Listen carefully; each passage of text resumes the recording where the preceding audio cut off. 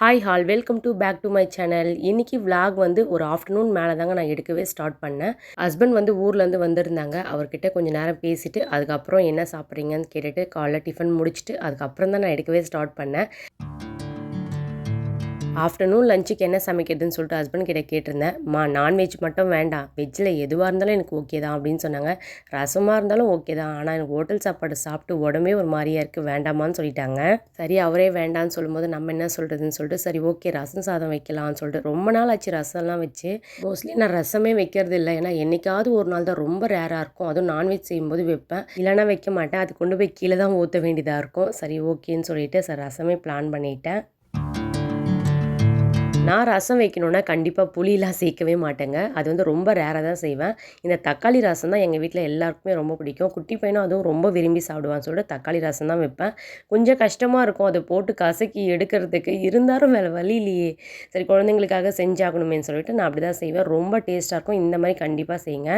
ஒன்றுமே இல்லைங்க, புளி மட்டும் சேர்க்க வேண்டாம். கொஞ்சம் இதில் நான் செய்கிற ப்ராசஸ் அப்படியே நீங்கள் ஃபாலோ பண்ணிக்கோங்க. உங்களுக்கும் ரொம்ப ஈஸியாக இருக்கும். என்னடா வாய்ஸ் இவளுக்கு ஒரு மாரியா இருக்குன்னு சொல்லிட்டு யோசிக்காதீங்க. அது வந்து ஜூஸ்லாம் கொஞ்சம் இந்த வெயிலுக்கு அதிகமாக இருக்குன்னு சொல்லிட்டு ஜூஸ்லாம் குடிச்சிட்டனா, அதுவும் வீட்ல போட்டு குடித்தா ஒன்றும் ஆகாது. கடையில் வாங்கி குடிச்சதால எனக்கு அப்படியே லைட்டாக கோல்டாக இருக்கிற மாதிரி ஒரு ஃபீலாக இருக்குது. குட்டி பையனுக்கும் லைட்டாக கோல்டாக இருக்குது. என்ன பண்ணுறதுன்னு தெரியல. நான் எப்போவுமே ரசத்தில் வந்து இந்த கொத்தமல்லி கட் பண்ணி போட்டுட்டு நல்லா கையை விட்டு நல்லா பிசைஞ்சு எடுத்துருவேங்க. அதனோட டேஸ்ட் அவ்வளோ அருமையாக இருக்கும். அந்த ஸ்மெல்லுக்கும் அதுக்கும் எங்கள் வீட்டில் ரசம் குடிக்கிறதுக்கானவே நான் இவ்வளோ ரசம் செய்வேங்க. ஏன்னா காலி ஆகிடும். என்னதான் நான் பார்த்து பார்த்து எவ்வளோ பக்குவமாக செஞ்சாலும் என் பையனுக்கு மட்டும் ரசம் இறங்கவே இறங்காது. அதில் கொஞ்சம் நான்வெஜ் வேணும்னு சொல்லிட்டு அடம் பிடிப்பான். ஆனால் இன்றைக்கி அவன் ஸ்கூல் போயிட்டான். ஸோ அதனால் வந்து எனக்கு வந்து கொஞ்சம் ஈஸியாக இருக்குது. ஏன்னா அவர் லஞ்சு வந்து சாப்பிட்டு வந்துடுவார். அவருக்கு நான் என்ன சமைச்சு கொடுத்தேன்னு பார்த்தீங்கன்னா, இன்றைக்கி வந்து எக் ரைஸ் தாங்க செஞ்சு கொடுத்தேன். அவரோட ஃபேவரெட்டு. இன்றைக்கி செகண்ட் டே ஸ்கூல். என்ன பண்ணுறான் ஏது பண்ணுறான்னு ஒன்றும் தெரியல. ரொம்ப பயமாக இருக்குது. என்ன படிக்கிறான் எப்படி இருக்கான்னு சொல்லிட்டு கொஞ்சம் மைண்ட் செட் எனக்கு அங்கேயும் தான் இருந்துக்கிட்டு இருக்கு. வேறு என்ன பண்ணுறது, இங்கே குட்டி பையனை பார்த்துக்கணும், ஃபேமிலியை ரன் பண்ணணும், நெக்ஸ்ட்டு ஒர்க், நெக்ஸ்ட்டு அடுத்து என்ன அடுத்து என்ன அடுத்து என்னன்ற மாதிரியே என் மைண்ட் செட் போயிட்டே இருக்குது.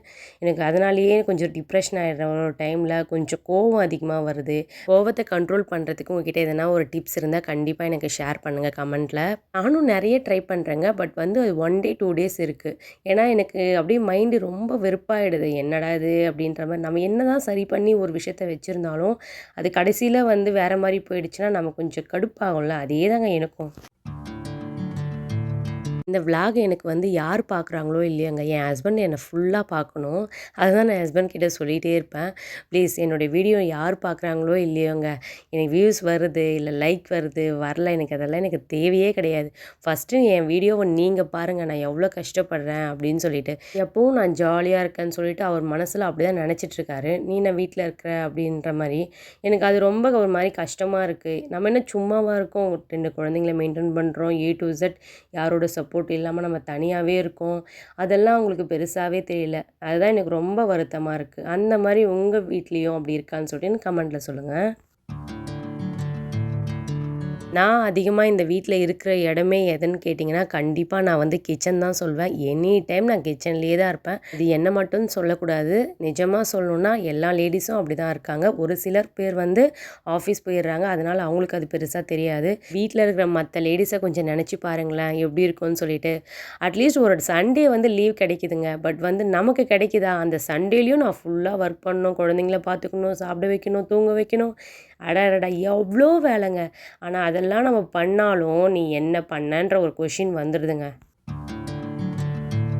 நம்ம உடம்பு முடியல அப்படின்னு சொல்லிட்டு கொஞ்சம் படுத்தா கூட நமக்கு ரெஸ்ட்டே கிடையாது. அப்போ தான் வந்து மம்மி ரொம்ப பசிக்குது, மம்மி தண்ணி வேணும், மம்மி ஜூஸ் வேணும், மம்மி ஸ்நாக்ஸ் வேணும்னு சொல்லிட்டு கேட்டுக்கிட்டே இருப்பாங்க. நமக்கான டைம் ஒரு டைமாவது கிடைக்குதா பாருங்களேன். என்ன பெண்களோட வாழ்க்கைங்க இது. என்னை பொறுத்தவரையும் ஜாபுக்கு போகிறவங்க தாங்க ரொம்ப பெஸ்ட்டுன்னு சொல்லுவேன். ஏன்னா ஆஃபீஸ் போனோமா வந்தோமா சாப்பிட்டோமா தூங்கினோமான்னு இருப்பாங்க சிலர். ஒரு சிலர் வந்து நம்மளை விட ரொம்ப கஷ்டமானவங்க கூட இருப்பாங்க. ஏன்னா ஆஃபீஸ் போயிட்டு ஒர்க் பண்ணிவிட்டு திரும்ப வீட்டில் வந்து அவங்க தான் எல்லா ஒர்க்கும் பண்ண வேண்டியதாக இருக்கும். அப்படி இருக்கவங்க நம்ம நிலைமையை விட அவங்க நிலைமை ரொம்ப கஷ்டம் தாங்க நான் சொல்லுவேன். இன்றைக்கி ஃபுல்லாக என் ஹஸ்பண்ட் வந்து வீட்டில் சும்மா தான் இருக்காங்க. பட் வந்து ஒரு ஒர்க்கும் எனக்கு ஹெல்ப் பண்ணதும் கிடையாது, பண்ணவும் மாட்டாங்க. அவங்க எப்போவுமே வந்து அவங்களுக்கு கால் வந்துகிட்டே இருக்கும், ஃபோன் பேசிகிட்டே இருப்பாங்க. அப்போவும் நான் சொல்வேன், தயவு செஞ்சு வேலைக்கே போயிடுங்க. நீங்கள் வீட்டில் இருக்கவே வேண்டாம். இருந்து என்ன யூஸ்? நம்ம கூட டைம் ஸ்பெண்ட் பண்ணணும், பேசணும், எதுவுமே கிடையாது. எனி டைம் மீட்டிங் பேசிகிட்டு இருப்பாங்க. அதெல்லாம் பார்க்கும்போது நீங்கள் எதுக்கு இங்கே இருக்கீங்க? நீங்கள் ஆஃபீஸ்லேயே இருந்துருங்கன்னு கூட சொல்லியிருக்கேன். அதனால் நான் கோவப்பட்டதோ சண்டை போட்டதெல்லாம் கிடையாது. ஏன்னா வந்து நான் எதுவும் சொல்ல முடியாது. அவங்க ஜாப் அப்படி இருக்குது. அவங்க போலனா நம்ம சிச்சுவேஷன் என்னன்னு தெரிஞ்சுட்டு நான் அதை நினச்சிட்டு தான் நான் போயிட்டுருக்கேன். ஆனால் எல்லா லேடிஸும் அந்த மாதிரி யோசிச்சோன்னா உண்மையாகவே வீட்டில் சண்டையே வராது. அதுக்காக எங்களுக்கு சண்டை வராமலாம் இருக்காது. எப்போவுமே சண்டை வரும். ஆனால் கொஞ்சம் நேரம் சண்டை போட்டுப்போம். அந்த டைமுக்கே வந்து நாங்கள் பேசிடுவோம். ஃபைனலாக நான் என்ன சமைச்சேன்னு பார்த்தீங்கன்னா, ரசம், அதுக்கப்புறம் அவரைக்காய் பொரியல், ஆம்லேட்டு, முட்டை வறுவல், கொஞ்சமாக சிக்கன் வாங்கி செஞ்சுருந்தேங்க. இது தாங்க ஃபைனலாக செஞ்சேன். கண்டிப்பாக உங்களுக்கு நான் அதில் அட்டாச் பண்ணுறேன்.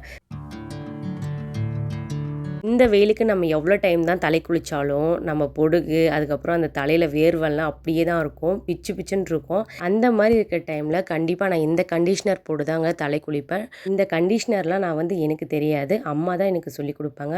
அதுபடியே தான் நான் செஞ்சு நான் தலையில் நான் அப்ளை பண்ணுவேன். ரொம்பவே சூப்பராக இருக்கும். ஒரு 4, 5 கண்டிஷ்னர் வந்து நான் ரெடி பண்ணி எப்போவுமே தலை குளிப்பேன். எனக்கு வந்து நிறைய முடி கொட்டும், அதுக்கப்புறம் பொடுகு இருக்கும், அதெல்லாம் போக வைக்கிறதுக்கு இது மட்டும்தான் எனக்கு ஒரே வழி. மந்த்லி ஒரு 2 டைம்ஸ் வந்து இந்த மாதிரி கண்டிஷனர் நான் வந்து அப்ளை பண்ணி தலை குளிப்பேன். ரொம்பவே சூப்பராக இருக்கும். அது ஒன்றுமே இல்லைங்க, வீட்டில் இருக்க பொருளை வச்சு தான் நம்ம பண்ணுவோம். வெந்தயம் கொஞ்சமாக எடுத்துக்கோங்க, நைட்டே ஊற வச்சுட்டு, அதுக்கப்புறம் வந்து கத்தாழை கொஞ்சமாக சேர்த்துக்கோங்க, செம்பருத்தி இலை எடுத்துக்கோங்க, அதுக்கப்புறம் வந்து வீட்டில் இருக்க கருவேப்பிலையை நிறைய சேர்த்துக்கோங்க. மெயினாக கருவேப்பிலை தான் சேர்த்துக்கணும். அது சாப்பிட்டாலும் அவ்வளோ நல்லது. நான் நிறைய கருவேப்பிலை சாப்பிடுவேன், கொத்தமல்லி சாப்பிடுவேன், கொத்தமல்லி கூட ஆட் பண்ணிக்கலாம். இதெல்லாம் சேர்த்து நல்லா வந்து கிரைண்ட் பண்ணி அதை அப்ளை பண்ணிங்கன்னா அவ்வளோ சாஃப்டாக இருக்கும். ஏர் கண்டிஷனர் நீங்கள் யூஸ் பண்ணாத டைமில் இந்த கார்த்திகா ஷீக்கா இருக்குல்ல, அதில் வந்து நம்ம சாப்பாடு வடிக்கிற கஞ்சி இருக்குல்ல, கஞ்சியோட தண்ணி அதை ஆட் பண்ணி நீங்கள் தலையை கசக்குனீங்கன்னா போதுங்க. ஐயோ அவ்வளோ சாஃப்டாக இருக்கும். எங்கள் பாட்டிலாம் எனக்கு அப்படி தான் பண்ணியிருக்காங்க.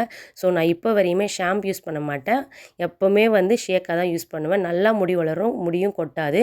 இப்போ நான் குழந்தை பெற்றுருக்கிறதால எனக்கு ஒரு 2 இயர்ஸாக முடி கொட்டிகிட்ருக்கு. இதுக்கு முன்னாடியெல்லாம் அவ்வளோ கொட்டினதே கிடையாது. கண்டிப்பாக ட்ரை பண்ணுங்கள் ஃப்ரெண்ட்ஸ். கண்டிப்பாக உங்களுக்கு ஒர்க் அவுட் ஆகும்.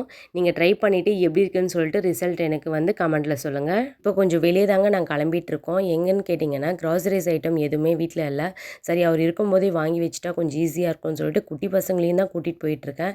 எப்படி இருக்கும்னு தெரியல. 2 பேரையும் வச்சுட்டு சமாளிச்சுக்கிட்டு நாங்கள் எப்படி வாங்குவோமா இல்லையானே தெரியல. அவன் குட்டி 3:30க்கே வந்துட்டான். சரி அவன் வரதுக்குள்ளார நாங்கள் போயிட்டு வரலான்னு சொல்லிட்டு தான் பிளான் பண்ணியிருந்தோம். பட் வந்து கொஞ்சம் வீட்டில் தான் நான் ஒர்க் பண்ணிகிட்டு இருந்தேன்னா, கொஞ்சம் வேலை எல்லாத்தையும் முடிச்சு வச்சுட்டு போயிட்டு வரதுக்கு கொஞ்சம் லேட் ஆகிடுச்சு. அதுக்குள்ளே ஷவன் குட்டியும் வந்துட்டான். சரி அவனையும் எப்படி விட்டு போகிறதுன்னு சொல்லிட்டு அவனையும் கையோடையே கூட்டிகிட்டு போயிட்டோம். ஷவன் குட்டி போன உடனே மம்மி எனக்கு KFC வேணும்னு சொல்லிட்டு பார்த்த உடனே கேட்டானா, சரி ஓஞ்சி போகுது போ சாப்பிட்டுக்கோன்னு சொல்லிட்டு ஒரே ஒரு நாள் தானே அப்படின்னு சொல்லிட்டு தான் கூட்டிகிட்டு போயிருந்தேன். நான் வந்து ஜங்க் ஃபுட் அவ்வளோவா கொடுக்கவே மாட்டேங்க. ஏன்னா சாப்பிட்டானா ஃபுட்டு சாப்பிடவே மாட்டான். அதுக்காக மம்மி ப்ளீஸ் மம்மி ஒரே டைம் மம்மின்னு சொல்லிட்டு ரொம்ப ரெக்வஸ்ட் பண்ணி கேட்டுட்டு இருந்தான். உள்ளே போன உடனே குட்டி பையனுக்கும் அவனுக்கும் செம்ம ஆட்டங்க. நம்மளை வெளியே கூட்டிகிட்டு வந்துட்டாங்கன்னு சொல்லிட்டு குட்டி பையன் அவ்வளோ ஜாலியாக இருந்தான். அது ஏன்னு தெரியலங்க, என் பையன் எது கேட்டாலும் என்னால் நோ சொல்லவே முடியல. ஏன்னா வந்து அவன் ரொம்ப ரெக்வஸ்ட் பண்ணி மம்மி ப்ளீஸ் ப்ளீஸ் ப்ளீஸ்ன்னு சொல்லிட்டு எனக்கு கன்வின்ஸ் பண்ணிவிடுவான். ஆனால் வந்து சில டைம் மட்டும்தான் நான் ஓகே சொல்வேன், சம்டைம் சொல்லவே மாட்டேன். அந்த KFC சிக்கன் அந்த ஜூஸ் பார்த்த உடனே ஐயோ நம்ம எப்போ சாப்பிட போகிறோம்னு சொல்லிட்டு ரொம்ப ஆர்வமாக இருந்தான். ஏன்னா நான் ரொம்ப ரேராக தான் வாங்கி தருவேன். சரி உன் ஆசை தீர சாப்பிட்டுக்கோ நைனா அப்படின்னு சொல்லிட்டு அவன் எவ்வளோ சாப்பிடணுமோ சாப்பிட்டான். அதுக்கப்புறம் இருந்தது தான் நானும் ஹஸ்பண்டும் கொஞ்சமாக சாப்பிட்டோம். குட்டி பையன் என்னை விடுங்க எனக்கு எதுவும் வேண்டாம், நான் என்னை சுற்றணும், பயங்கரமாக நான் ஏசியில் சுற்றணுன்ற மாதிரி ஓடிட்டு இருந்தான். கொஞ்சமாக ஹஸ்பண்ட் ஜூஸ் வச்சாங்களா அப்படின்ற மாதிரி எடுத்துட்டான். என்னை பொறுத்தவரையும் குழந்தைங்க கூட ஹாப்பியாக டைம் ஸ்பெண்ட் பண்ணுறது எனக்கு ரொம்ப பிடிக்கும். அதுவும் ஹஸ்பண்ட் இருந்தால் கொஞ்சம் நல்லாயிருக்கும். அவர் இல்லைன்னா தான் எங்களுக்கு ரொம்ப சேடாகிடும் அந்த டேவே எங்களுக்கு. அதுக்கப்புறம் சாப்பிட்டுட்டு நாங்கள் வந்து கிராசரிஸ் ஐட்டம் வாங்குறதுக்கு ஷாப்புக்கும் போயிட்டோங்க. ஷவன் வந்து இதை எடுத்துக்குவா மம்மி, அதை எடுத்துக்குவா மம்மி, சிக்கன் 65 மசாலா மம்மி, இந்த மசாலா மம்மின்னு சொல்லிட்டு என்னை தொல்லை பண்ணிட்டான். உனக்கு என்ன தேவையோ எடுத்துக்கூடா அப்படின்னு சொல்லிட்டு என்னை டிஸ்டர்ப் பண்ணாதான்னு சொல்லிட்டேன். ஒரு கட்டத்தில் எனக்கே கோவம் வந்துடுற மாதிரி பண்ணுவாங்க.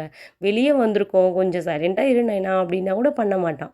அப்போ தான் இதை வேணுமா அது வேணும் மம்மின்னு சொல்லிட்டு கேட்டுக்கிட்டே இருப்பான். அதனால நான் சொல்லிடுவேன், நீ எடுத்து வச்சுக்கோ, உனக்கு என்ன வேணுமோ நீ வாங்கிக்கோன்னு சொல்லிட்டு நான் விட்டுருவேன்.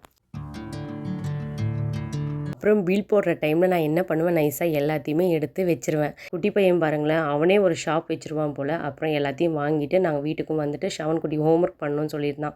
அதையும் கம்ப்ளீட் பண்ணிகிட்டு இருந்தான். வாங்கின க்ராசரிஸ் ஐட்டம் எல்லாமே எடுத்து போட்டு பார்த்துட்டு இருந்தேன். இவ்வளோ வாங்கியிருக்கோம் எல்லாமே பார்த்தா ஒரு 2500 தான் ஆச்சு. ஆனால் டிமார்ட்டில் 6000 ஆச்சு. எங்களுக்கு அப்படியே ஷாக் ஆகிடுச்சு போன மந்த்து. அதனால் இந்த மந்த்து நான் வாங்கவே இல்லை. எப்பவும் போல் நாங்கள் ரெகுலராக வாங்குகிற ஷாப்லேயே நாங்கள் போய் வாங்கிட்டோம். இந்த மாதிரி இன்ட்ரெஸ்டிங்கான மோர் வீடியோஸ் பார்க்க நம்ம சேனலை கண்டிப்பாக சப்ஸ்கிரைப் பண்ணிக்கோங்க. புதுசாக பார்க்குறவங்களாம் கண்டிப்பாக லைக் பண்ணுங்கள், ஷேர் பண்ணுங்கள், கமெண்ட் பண்ணுங்கள், சப்ஸ்கிரைப் பண்ணிக்கோங்க. நிறைய டிப்ஸும் கிடைக்கும், நிறைய ஐடியாஸ் கிடைக்கும். நம்ம சேனல் உங்களுக்கு கண்டிப்பாக பிடிக்கும். தேங்க்யூ, பாய்.